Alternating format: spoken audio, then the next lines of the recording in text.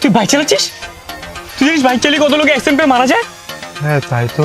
হ্যাঁ তাই তো আবার কি, একটা লাইফ ইন্স্যুরেন্স করে নে।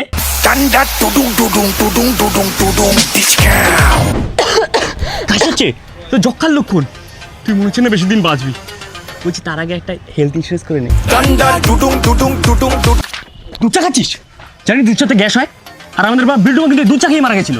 তাই বলছি মরার আগে একটা ইন্স্যুরেন্স করে নে। হে দাঁড়ান দাঁড়ান দাঁড়ান দাঁড়ান, স্বার্থপরের মতো সুইসাইড করছেন, একবার ফ্যামিলির কথা ভাবলেন না? তাহলে কি করবো আমি? কেন, একটা লাইফ ইন্স্যুরেন্স করে নিন। আরে জল খাচ্ছেন কেন? আপনি জানেন না প্রতি বছর জল গলায় আটকে গিয়ে কত লোকে মারা যায়?